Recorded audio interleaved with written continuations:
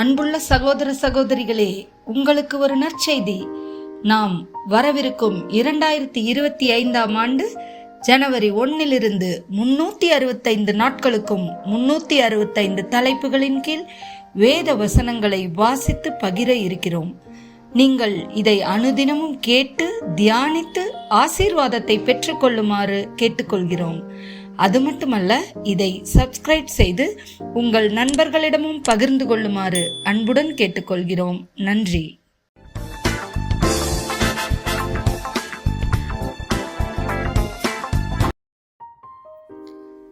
இன்று நாள் 173. தலைப்பு நேர்மை. சங்கீதம் 24 3-5 வரை. யார் கர்த்தருடைய பர்வதத்திலே ஏறுவான்? யார் அவருடைய பரிசுத்த ஸ்தலத்திலே நிலைத்திருப்பான்?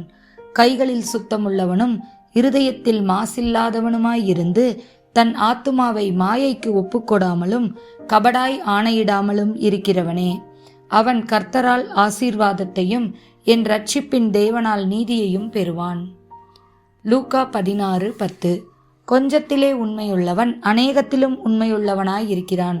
கொஞ்சத்திலே அநீதியுள்ளவன் அநேகத்திலும் அநீதியுள்ளவனாயிருக்கிறான். 1 தீமோத்தேயு 1:19.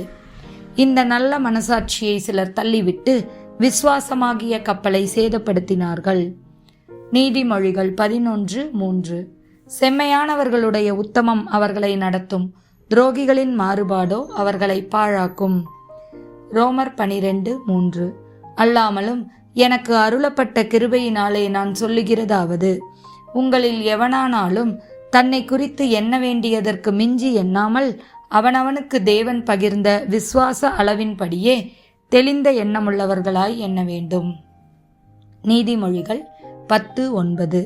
உத்தமனாய் நடக்கிறவன் பத்திரமாய் நடக்கிறான், கோணலான வழிகளில் நடக்கிறவனோ கண்டுபிடிக்கப்படுவான். நீதிமொழிகள் 16:13. நீதியுள்ள உதடுகள் ராஜாக்களுக்கு பிரியம், நிதானமாய் பேசுகிறவனில் ராஜாக்கள் பிரியப்படுவார்கள்.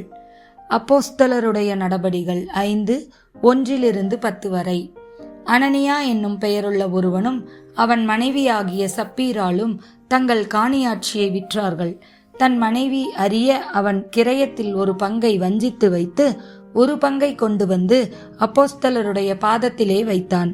பேதுரு அவனை நோக்கி, அனன்யாவே, நிலத்தின் கிரயத்தில் ஒரு பங்கை வஞ்சித்து வைத்து பரிசுத்த ஆவியனிடத்தில் பொய் சொல்லும்படி சாத்தான் உன் இருதயத்தை நிரப்பினதென்ன?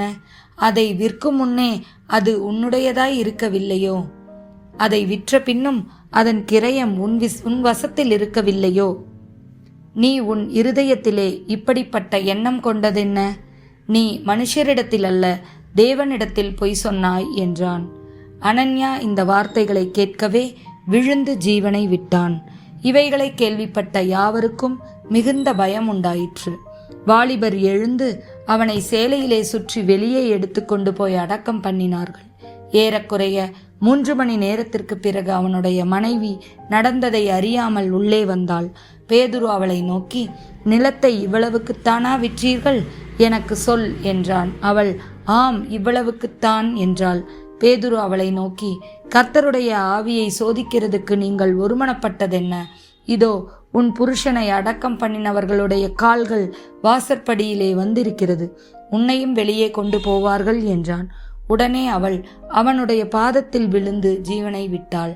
வாலிபர் உள்ளே வந்து அவள் மரித்து போனதைக் கண்டு அவளை வெளியே எடுத்து கொண்டு போய் அவளுடைய புருஷன் அண்டையில் அடக்கம் பண்ணினார்கள். ஆமேன்.